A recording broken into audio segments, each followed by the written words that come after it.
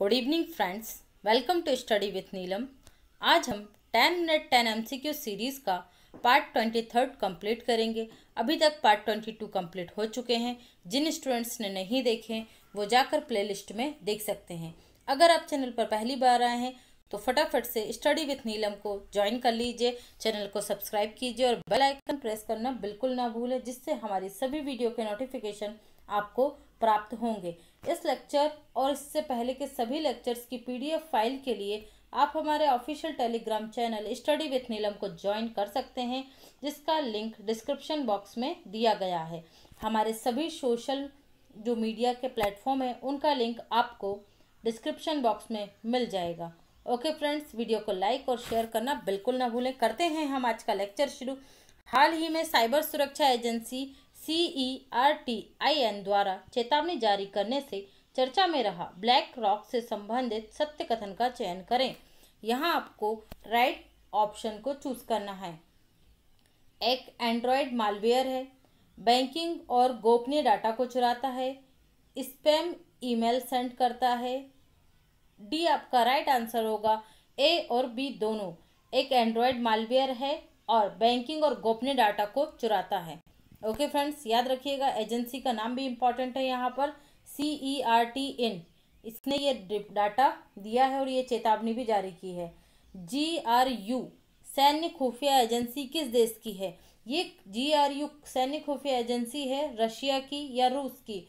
अभी हाल ही में यूरोपीय यूनियन द्वारा इस सैन्य एजेंसी पर रोक लगा दी गई है। इसके कार्यों पर नियंत्रण रखा गया है क्योंकि यूरोपीय यूनियन को इसकी कार्य प्रणाली पर शक था। ओके, इसलिए यह एजेंसी चर्चा में रही और समाचारों में भी रही। इसलिए आप याद रखिएगा, GRU सैन्य खुफिया एजेंसी का संबंध किस देश से है? तो रसिया से है। MSME सक्षम पोर्टल समाचारों में चर्चा में रहा, इससे संबंधित गलत कथन का चयन करें। यहाँ आपको गलत कथन का चयन करना है। MSME उद्योगों को वित्तीय शिक्षा और ज्ञान प्रदान करना। इस पोर्टल का प्रारंभ सिडबी द्वारा किया गया है। इसका प्रारंभ ट्रांस यूनियन सिविल द्वारा किया गया है। तो यहाँ पर आपका राइट आंसर होगा डी। उपरोक्त में से कोई भी गलत नहीं है, सभी ऑप्शन सही हैं।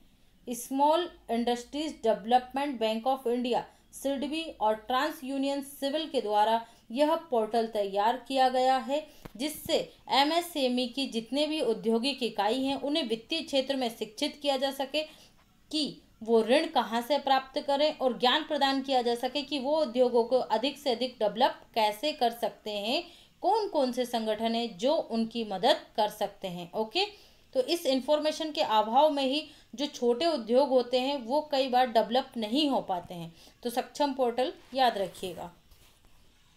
हाल ही में किस देश के द्वारा अमेरिकी GPS नेविगेशन सिस्टम के समान स्वदेशी नेविगेशन सिस्टम बाइडू को प्रारंभ किया गया है? तो बहुत लंबे समय से चर्चा में रहा था बाइडू नेविगेशन सिस्टम। ये है चाइना का।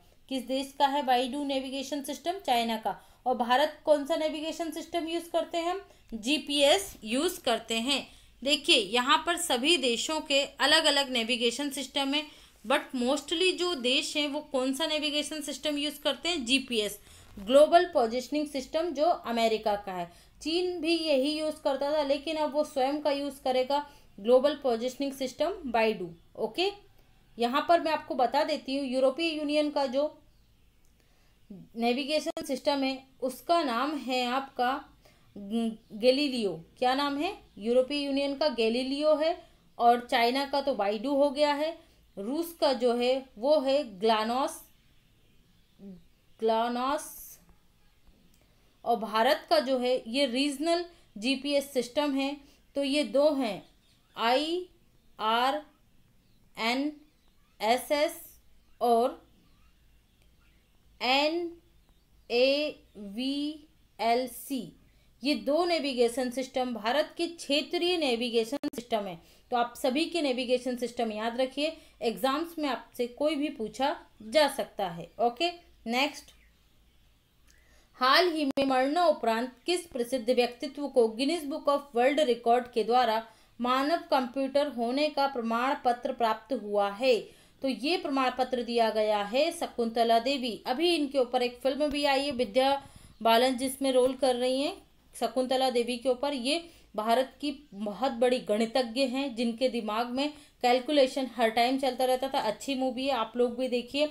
ओके, और जो अदर ऑप्शन दिए गए हैं ये भी भारत के महान गणितज्ञ ही हैं। यहाँ आपको याद रखना है मानव computer Shakuntala Devi Guinness book of world record में मानव कंप्यूटर के रूप में प्रमाण पत्र दिया गया है। ओके, नेक्स्ट देख लेते हैं। हाल ही में प्रधानमंत्री द्वारा दैनिक जीवन से जुड़ी समस्याओं को हल करने के लिए नवाचार संस्कृति को बढ़ावा देने के लिए कौन सा कार्यक्रम प्रारंभ किया गया है? तो राइट आंसर होगा स्मार्ट इंडिया हैकाथॉन। देखिए, इस अभियान का उद्देश्य ये है कि आपके लाइफ में आने वाली छोटी छोटी जो भी कोई ज़रूरतें होती हैं उसके ऊपर उसको खुद आप कर सकें। आपके घर में जो सामान है आप उसी का यूज़ करके मतलब उसका उपयोग कर सके कि आपकी छोटी सी ज़रूरत क्या है। या फिर कोई किसान है, कोई व्यापारी है, मतलब वो विदेश से निर्मित उपकरणों को खरीदने के स्थान पर स्वयं के पास उपलब्ध संसाधनों से ही कुछ ऐसा निर्मित कर सके। ओके, तो स्मार्ट इंडिया हैकाथॉन याद रखिएगा ये। नेक्स्ट, हाल ही में जारी उत्पादन सूचकांक से चर्चा में रहे बुनियादी उद्योगों में कौन कौन से उद्योग आते हैं? तो राइट आंसर होगा उपरोक्त डी। ये सभी 8 उद्योग बुनियादी उद्योग कहलाते हैं। ओके, इन 8 के बिना अर्थव्यवस्था का पहिया नहीं चल सकता। तो आप ये 8 के 8 याद रखिएगा। कोयला, कच्चा तेल, प्राकृतिक गैस, रिफाइनरी उत्पाद, स्टील, सीमेंट, बिजली और उर्वरक। ठीक है, ये 8 ही हैं बुनियादी उद्योगों की श्रेणी में।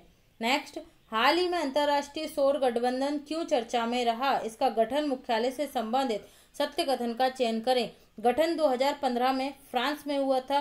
फ्रांस के जो प्रधानमंत्री थे फ्रांसो ओलांदो और भारत के नरेंद्र मोदी, ये दोनों ही देश फाउंडर रहे हैं अंतर्राष्ट्रीय सौर गठबंधन या इंटरनेशनल सोलर अलायंस के। इसका मुख्यालय गुरुग्राम हरियाणा भारत में है और संयुक्त राष्ट्र के सभी सदस्य अब इसके सदस्य होंगे। ये नया नियम इसकी मेंबरशिप से रिलेटेड चेंज हुआ है, इसलिए यह ऑर्गेनाइजेशन अभी चर्चा में रहा था। तो आप लोग ये याद रखिएगा। यहाँ हमारा राइट आंसर हो जाएगा डी। नेक्स्ट, ओबीसी कोटा पर गठित संसदीय समिति। यहाँ बात हो रही है संसदीय समिति की, ना कि जी रोहिणी समिति की। मॉर्निंग वाले जो लेक्चर था मैंने उसमें आपको बताया था जी रोहिणी समिति। तो उसमें ओबीसी के अंदर जो 27% कोटा होता है उसी में उप श्रेणी के लिए जगह देखना। क्या 27% में से ही कोई भाग 5%, 10% जो जर्नल हैं लेकिन आर्थिक रूप से मजबूत नहीं है, उन्हें आरक्षण की आवश्यकता है, तो क्या कोई गुंजाइश है ऐसा किया जा सकता है? तो उसके लिए जी रोहिणी समिति का गठन किया गया और ये है ओबीसी कोटा पर गठित संसदीय समिति के द्वारा। क्रीमी लेयर जो आपने सुना होगा, ओबीसी में भी क्या होता है, एक उच्च वर्ग होता है और निम्न वर्ग होता है। ठीक है, ओबीसी हो, एससी एसटी हो या जनरल हो, सभी में यही कंडीशन होती है। आर्थिक असमानता के आधार पर अगर आरक्षण दिया जाता तो वो ज़्यादा अच्छा होता, जिससे उसका उद्देश्य पूरा होता। लेकिन किस आधार पर दिया गया है आरक्षण? जाति के आधार पर दिया गया है, क्योंकि हमारे देश में जाति आधारित असमानता भी पाई जाती है। ओके, तो जो उच्च वर्ग होता है ओबीसी में, ठीक है, उसके लिए पहले लिमिटेशन है 8 लाख रुपए की, जिसकी वार्षिक इनकम है, जिसकी फैमिली की, जिसके फादर की या जिस व्यक्ति की, वो ओबीसी कोटा का लाभ नहीं ले सकता। उसे क्या कहा जाता है? Creamy layer. तो जो संसदीय समिति थी इसकी अध्यक्षता की थी गणेश सिंह ने। गणेश सिंह इसके अध्यक्ष थे और उन्होंने अभी सिफारिश की है कि 15 लाख अब इसकी सीमा कर दी जाए। 8 लाख से बढ़ाकर कितनी कर दी जाए? 15 लाख की सीमा में जो देश आए, जो लोग आएंगे वो क्या लेंगे? ओबीसी कोटा का लाभ नहीं ले सकेंगे। ओके, तो ये आप याद रखिए। क्लियर है? क्रीमी लेयर, देखिए क्रीमी लेयर होता है, ये दूध है, वो ऊपर की मलाई होती है ना, ये वही मलाई है ओबीसी के लिए। ओबीसी को 27% सर्वाधिक आरक्षण दिया जाता है। सबसे बड़ा क्षेत्र ओबीसी को जाता है एसटी एससी के कंपैरिजन में भी। तो इस ओबीसी में भी कुछ लोग ऐसे हैं जो अच्छे पदों पर हैं, उनकी आर्थिक स्थिति अच्छी है, उनका बैकग्राउंड अच्छा है, लेकिन वो फिर भी क्या करते हैं? ओबीसी का जो कोटा है उसका लाभ लेते हैं। तो उन्हें रोकने के लिए एक इनकम क्राइटेरिया फिक्स कर दिया गया है। 8 लाख से अधिक अगर आपकी इनकम है तो आप ओबीसी कोटे का लाभ नहीं ले सकते, मतलब आप क्रीमिलियर में आते हो। ओके, नॉन क्रीमिलियर और क्रीमिलियर, ठीक है, तो ये याद रखिएगा। सिफारिश की गई है 15 लाख की, अभी लागू नहीं हुआ है।